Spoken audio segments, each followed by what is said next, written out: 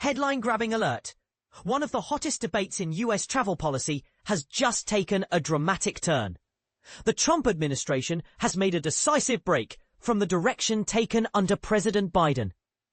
This week, officials announced they would abandon a previous plan aimed at requiring airlines to pay direct compensation to travelers affected by significant flight disruptions.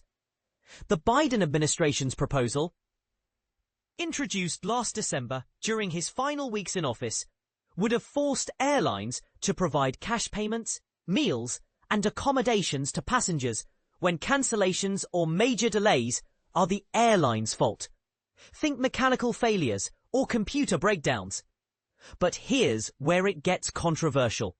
Rather than pushing US airline regulations closer to strict European-style consumer protections, which guarantee passengers compensation in many disruption scenarios, the Trump administration is walking it back. The Department of Transportation formally stated that scrapping this plan fits with its broader goals of cutting what it sees as unnecessary or overly burdensome federal regulations.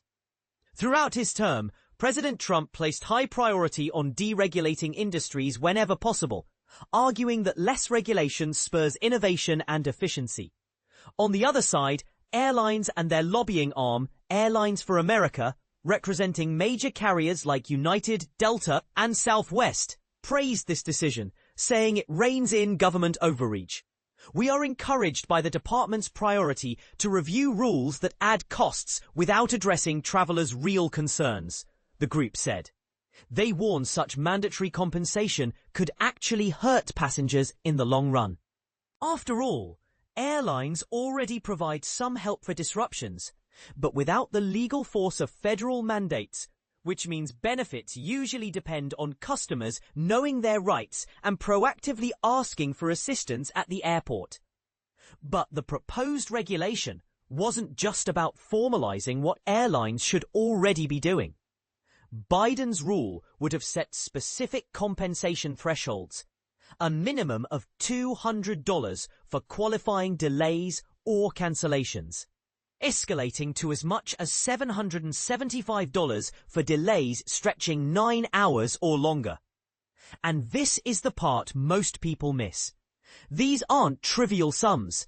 For cash-strapped carriers, the rule could spell big increases in operational costs.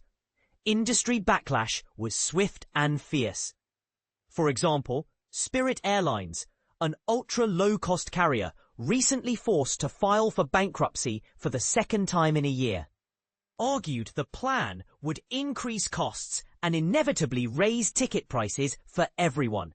In a pointed statement, Spirit warned, there is no free lunch. If airlines are compelled to fork over hundreds of dollars every time a maintenance hiccup occurs, it might create strange incentives, perhaps even leading some airlines to cancel flights earlier than necessary, just to avoid potential penalties down the line. Bold claim or a valid concern? That's up for debate. There's another dimension here too. Biden's proposal would have granted passengers even more protection, including free rebooking on the soonest available flight, even on a competing airline, plus complimentary meals and lodging for overnight delays. Critics and supporters alike are split on whether these robust protections represent fair treatment for consumers or simply pile too many costs on US carriers, making all tickets pricier for everyone. And now it's over to you. Should the government prioritize protecting passengers' wallets, even if it means added burden for airlines? Or is deregulation the better path, preserving competition and keeping prices low?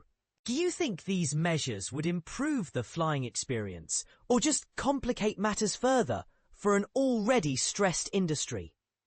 Let's get a real discussion going in the comments. Don't hesitate to weigh in.